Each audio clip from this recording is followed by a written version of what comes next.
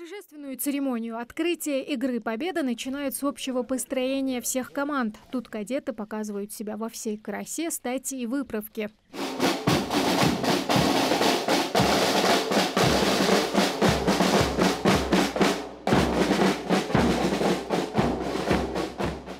За кубок будут бороться 4 команды из Ингушетии, Рязани, Кабардино-Балкарии и Калмыкии. В каждой по 9 участников. В течение 3 соревновательных дней им предстоит продемонстрировать свои навыки в плавании, военно-спортивной эстафете «Огневой рубеж», спортивном многоборье и полосе препятствий. Мы участвуем в первый раз. Нам тут все нравится очень, и тут очень все гостеприимные, хорошие люди. Настрой пока хороший, погода, правда, не очень, но надежда есть, да, всегда. Прежде всего, мне кажется, само отношение в команде, чтобы все друг к другу хорошо относились, и если даже какие-то ошибки у кого-то появляются, чтобы не очень ругались, а просто поддержали его как-нибудь. Первый участвовать жусо, да, эндели, кохталяр хадата. Первый мот и дахо кубок чияхляр хадатхо. На данный момент полоса препятствий участвовать тяжело, подтягивание и прыжки в длину участвовать тяжело. Игорь Халаяр Сократович тугмел кадеты секир, але полоса препятствий бы.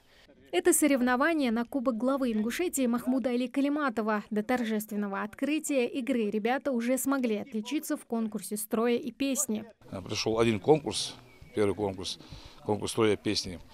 На данном этапе наша команда впереди в этом конкурсе. Подготовлено очень хорошо, дети настроены только на победу.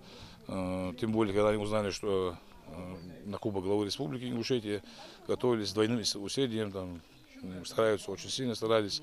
Многие участники здесь, в Ингушетии, впервые, поэтому в гости приехали не с пустыми руками. Когда нам предложили поехать в Ингушетию, ребята начали рваться, говорят, давайте поедем, давайте посмотрим.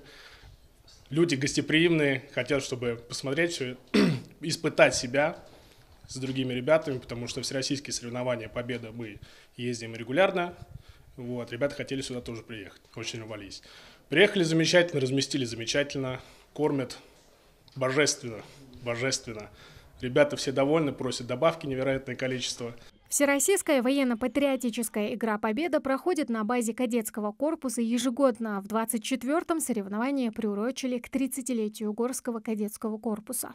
Цель для того, чтобы воспитать в наших кадетах, молодежи нашей, привить им военно-патриотическое воспитание, чтобы они были достойными защитниками своего народа, своей родины, малой родины, большой родины России. Основные соревнования пройдут уже завтра. Закрытие игр состоится 14 мая. Тогда же и объявят имя команды-победительницы. Ей вручат кубки, грамоты и призы. Тамара Хашагульгова, Муслим Арчаков, Магаз 24.